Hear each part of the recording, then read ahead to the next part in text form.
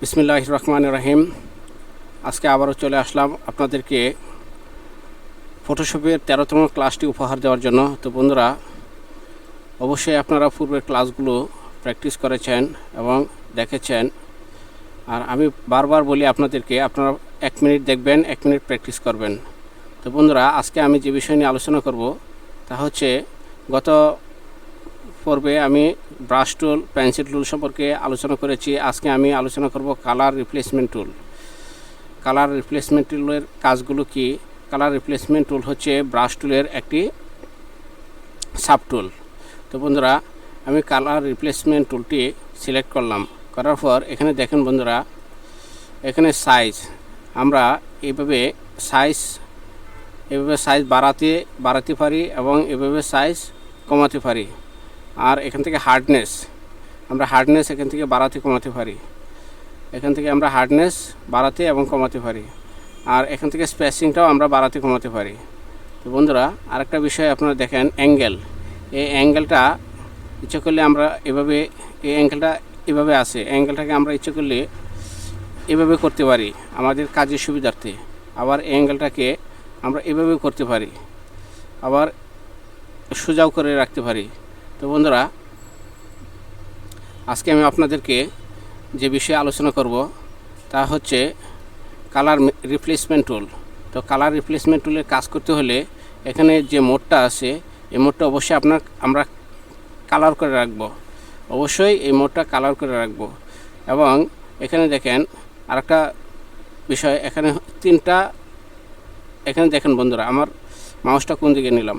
এটা হচ্ছে spelling continuous, আর এটা হচ্ছে স্যাপলিং ওয়ান্স, আর এটা হচ্ছে স্যাপলিং ব্যাকগ্রাউন্ড সোয়াচ, এটা হচ্ছে স্যাপলিং ব্যাকগ্রাউন্ড সোয়াচ। তো এই কালার রিপ্লেসমেন্ট টুলের আন্ডারে এইগুলির কাজ কী, এগুলি আমি আপনাদেরকে এখন ধারণা দেব। সাপোজ ধরেন বন্ধুরা, আমি স্যাপলিং কন্টিনিউয়াস টুল এখানে ক্লিক করলাম। ক্লিক করার সাথে সাথে দেখেন আমার যে প্লাস পয়েন্ট আইকনটা এখানে চলে আসলো। তো বন্ধুরা, স্যাম্পলিং কন্টিনিউয়াস এর কাজ হচ্ছে প্লাস সাইন। এই যে প্লাস সাইনটা যখন যে কালারের উপর দিয়ে যাবেন, এই প্লাস সাইনটা যে কালারের উপর দিয়ে যাবে তখন সেই কালারটাকে চেঞ্জ করে দিবে।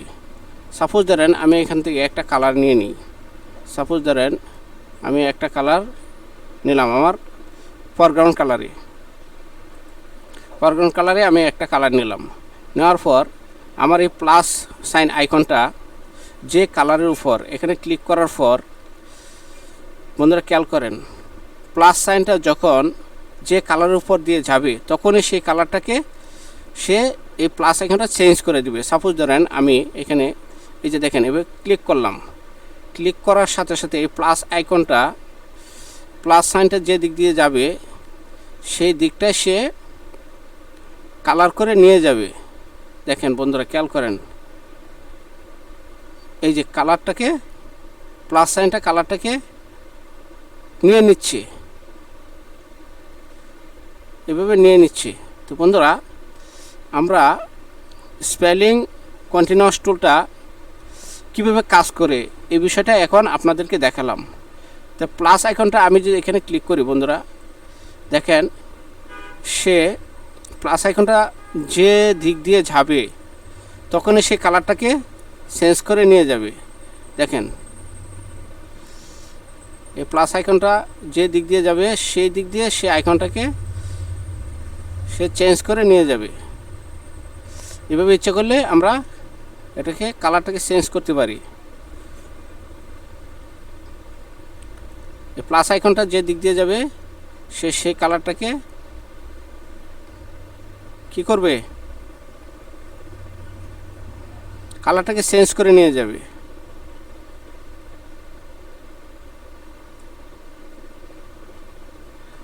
এবং আমরা এখান থেকে টলারেন্স বাড়াতে এবং কমাতেও পারি।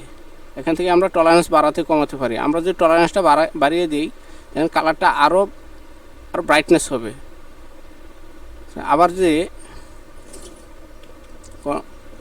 আমরা আন্ডু করি, টলারেন্সটা যদি এভাবে রাখার পর দেখেন এটা কালার এভাবে হচ্ছে। আবার টলারেন্সটাকে যদি আমরা 100% করে রেখে দিই, দেখেন ব্রাইটনেসটা আরও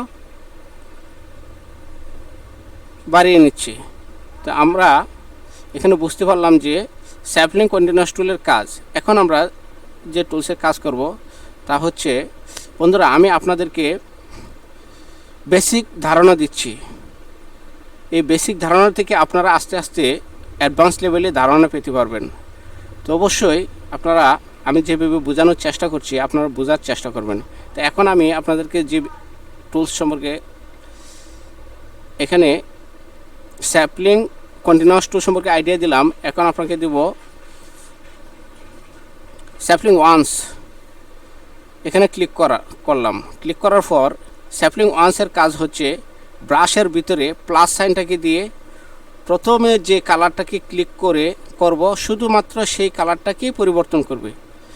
আমরা এটাকে আনডু করি। বন্ধুরা খেয়াল করেন, আমরা স্যাম্পলিং ওয়ান্সে ক্লিক করলাম। ক্লিক করার পর স্যাম্পলিং ওয়ান্সের কাজ হচ্ছে ব্রাশের ভিতরে, বন্ধুরা আমার কথা সুন্দরভাবে শোনার চেষ্টা করেন, ব্রাশের ভিতরে প্লাস সাইনটাকে দিয়ে প্রথমে যে কালারটাকে ক্লিক করব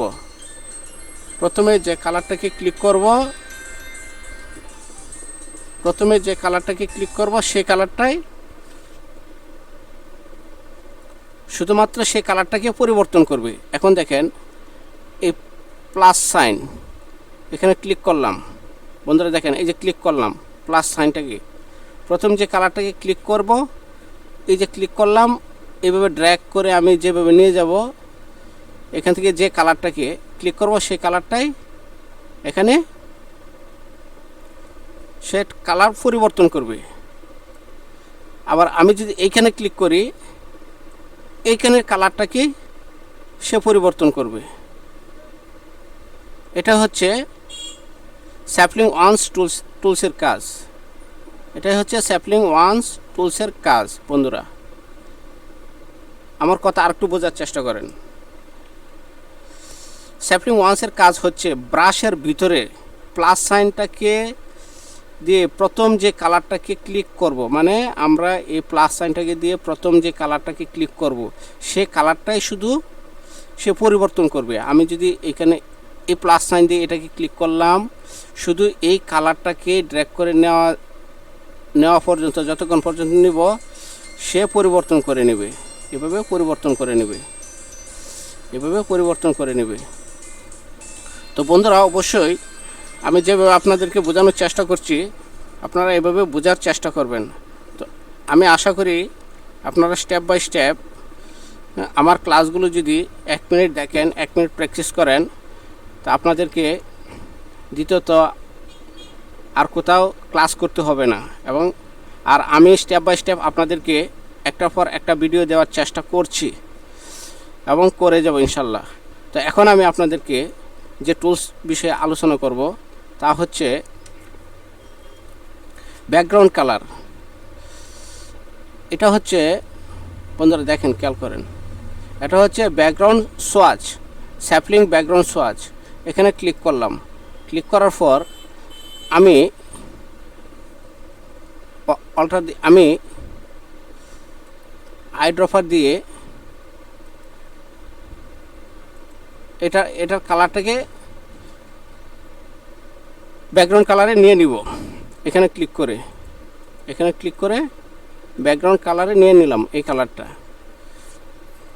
এখন ব্যাকগ্রাউন্ড কালার এখানে নিয়ে নিলাম। এখন বন্ধুরা আমার কথা মনোযোগ দিয়ে শোনার চেষ্টা করেন। ব্যাকগ্রাউন্ড কালার করে নেওয়ার পর যেখানে ব্যাকগ্রাউন্ড কালার রয়েছে, সাপোজ ধরেন এই যে এখানে ব্যাকগ্রাউন্ড কালার রয়েছে, এখানে আছে ব্যাকগ্রাউন্ড কালার আছে, এটার ব্যাকগ্রাউন্ড, ঠিক আছে, তাই শুধু রিমুভ হবে। এই যে ব্যাকগ্রাউন্ড কালারটা আছে শুধু এই ব্যাকগ্রাউন্ড কালারটাই রিমুভ হবে, আর কোনো কালার রিমুভ হবে না। বন্ধুরা আমার কথা বোঝার চেষ্টা করেন। এই ব্যাকগ্রাউন্ড কালার নেওয়ার পর এই যে ব্যাকগ্রাউন্ড কালারটা নিলাম, এখানে আমি কালার রিপ্লেসমেন্ট টুলে সিলেক্ট করার পর এটা হচ্ছে, বন্ধুরা খেয়াল করেন, ব্যাকগ্রাউন্ড সোয়াচ। এখানে সিলেক্ট করার পর আমি এখান থেকে এই কালারটা ব্যাকগ্রাউন্ড কালারে নিলাম। নেওয়ার পর আমি যদি এখানে ক্লিক করি, শুধু এই ব্যাকগ্রাউন্ড কালারটাই রিমুভ করবে, বাকি কালার রিমুভ হবে না। এখন দেখেন আমি কীভাবে রিমুভ, এটা কাজ করলে আপনারা বুঝতে পারবেন। এখানে ক্লিক করলে শুধু এই ব্যাকগ্রাউন্ড কালারটা রিমুভ হবে, অন্য কালার রিমুভ হবে না, এখানেও রিমুভ হবে না, এখানেও রিমুভ হবে না। বন্ধুরা এই যে দেখেন আমি ক্লিক করলাম, ক্লিক করার পর এইটুকু শুধু রিমুভ হচ্ছে। এখানে নিলাম, এই যে দেখেন হচ্ছে না, হালকা হালকা হচ্ছে না, শুধু এই কালারটাই রিমুভ হচ্ছে। এখানে নিলাম, হচ্ছে না, শুধু এই কালারটাই রিমুভ হচ্ছে। আমি যদি টলারেন্সটা আরও কমিয়ে দেই, অবশ্যই টলারেন্স কমিয়ে নিয়ে কাজ করতে হবে। এভাবে দেখেন এখানে রিমুভ হচ্ছে না, এখানেও রিমুভ হচ্ছে না। তো সেক্ষেত্রে আমি টলারেন্সটা আর একটু বাড়িয়ে দিলাম। আমি ব্যাকগ্রাউন্ড কালারটা এখান থেকে আইড্রপার টুল দিয়ে ব্যাকগ্রাউন্ড কালারটা নেওয়ার পর এই ব্যাকগ্রাউন্ড কালারটাই শুধু রিমুভ হচ্ছে, অন্য কালার রিমুভ হচ্ছে না। বন্ধুরা এই যে দেখেন অন্য কালার রিমুভ হচ্ছে না। এখানে যদি দেই, এখানে রিমুভ হচ্ছে না, ক্লিয়ারলি রিমুভ হচ্ছে না। আর একটা কথা মনে রাখবেন, সাদা এবং কালো কালার রিপ্লেসমেন্ট টুল দিয়ে কাজ করা যায় না, কালার পরিবর্তন হয় না। সাদা এবং কালো তার রিপ্লেসমেন্ট টুল দিয়ে কালারিং করা যায় না। বন্ধুরা আবার আপনাদেরকে দেখাই বোঝানোর স্বার্থে। এই কালারটা আমি ব্যাকগ্রাউন্ড কালারে নিলাম, নেওয়ার পর এই কালারটাই শুধু রিমুভ হবে, আর কোনো কালার রিমুভ হবে না, এই ব্যাকগ্রাউন্ড কালারটা রিমুভ হবে। এখন আমি যদি এখানে ক্লিক করি, দেখেন বন্ধুরা এখানে যদি আমি ক্লিক করি, টলারেন্সটা একটু কমায় দিই, এখানে যদি আমি রিমুভ করি, দেখেন এই ব্যাকগ্রাউন্ড কালারটাই শুধু রিমুভ হচ্ছে। আবার এখানে যদি দেই, এখানে রিমুভ হবে না, এখানেও রিমুভ হচ্ছে না, ক্লিয়ারলিভাবে রিমুভ হচ্ছে না। দেখুন কালো এবং সাদার মাঝে রিমুভ হয় না, ক্লিয়ারলিভাবে হয় না। আপনারা এই কথাটা মনে রাখবেন। এই যে দেখেন রিমুভ হচ্ছে এখানে, কিন্তু সাদা এবং কালোর মাঝে কখনো রিমুভ হবে না, কথাটা আপনারা খেয়াল রাখবেন। দেখুন আমি এটাকে পরিবর্তন করে নিলাম। এভাবে আমরা কাজ করতে পারি। তো বন্ধুরা এখন আমি আপনাদেরকে আরেকটা সুন্দর আইডিয়া দিব। এখানে দেখেন বন্ধুরা, এখানে লেখা আছে ডিসকন্টিগুয়াস আর কন্টিগুয়াস। ডিসকন্টিগুয়াসের কাজ কি আর কন্টিগুয়াসের কাজ কি, এটা বিষয়ে আমি আপনাদেরকে ধারণা দিব। তো তাহলে আমি আরেকটা ইমেজ নিয়ে আসি। বন্ধুরা এই যে দেখেন একটা ইমেজ, আমি যদি ডিসকন্টিগুয়াসে ক্লিক করি, আর যদি আমি চাই এই আকাশে কালারটা পরিবর্তন করব, এই কালারটা সাপোজ ধরেন আমি এই কালারটায়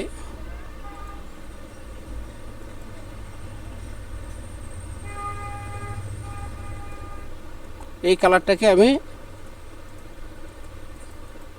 এখানে আমি ফরগ্রাউন্ড কালারে নিয়ে নিব। এই কালারটা আমি আকাশে কালার পরিবর্তন করব। তো এখানে যদি আমি ডিসকন্টিনিউয়াস দিয়ে করি, দেখেন কেমন হয়। না আমি অন্য একটা কালার নিই, ধরুন এই একটা কালারে নিলাম আপনাদের বোঝানোর স্বার্থে। এখন আমি যদি এখানে পরিবর্তন করি, দেখেন কেমনভাবে পরিবর্তন হচ্ছে, কেমনভাবে হচ্ছে দেখেন কীভাবে হচ্ছে। এখানে টলারেন্সটা যদি আমি আরেকটু বাড়িয়ে দিই, দেখুন আকাশে কালার পরিবর্তন হচ্ছে, কিন্তু গাছের ব্যাকগ্রাউন্ডটা সঠিকভাবে রিমুভ হচ্ছে না। সেক্ষেত্রে আমি যদি কন্ট্রোল জ্যাড দিয়ে আন্ডু করি, কন্টিগুয়াসে ক্লিক করি, ক্লিক করার পর যদি আমি এখানে ক্লিক করি, দেখেন গাছের ছায়াটা, ব্যাকগ্রাউন্ডটা, আকাশের কালারটা সুন্দরভাবে বোঝা যাচ্ছে। আমি আকাশের কালারটা পরিবর্তন করছি, দেখেন পিছনে ব্যাকগ্রাউন্ডটা ক্লিয়ারলি বোঝা যাচ্ছে। তো আমরা কি করব, যদি ক্লিয়ারলি বোঝানোর ক্ষেত্রে আমরা কন্টিগুয়াস সে ক্লিক করে কালারের অবশ্যই কাজটা করে নেব। এভাবে আমরা পরিবর্তন করতে পারি। এই দেখুন, এভাবে আমরা সুন্দরভাবে আকাশে কালার পরিবর্তন করতে পারি। তো বন্ধুরা, আমি আজকে আপনাদেরকে কালার রিপ্লেসমেন্ট টুল সম্পর্কে আইডিয়া দিলাম। তো আজকের ক্লাসটা 13তম ক্লাস। তো আপনাদের কাছে আমার একটা রিকোয়েস্ট থাকবে, আপনারা অবশ্যই আমার ভিডিওগুলি যদি ভালো লাগে আমাকে সাপোর্ট করবেন, অবশ্যই সাবস্ক্রাইব করবেন,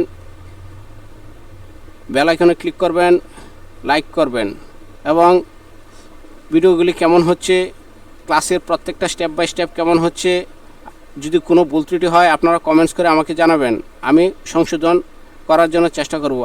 আর আজকে আমি শেখ মোহাম্মদ জাকারিয়া আজকের মতো এখানেই বিদায় নিলাম। আসসালামু আলাইকুম।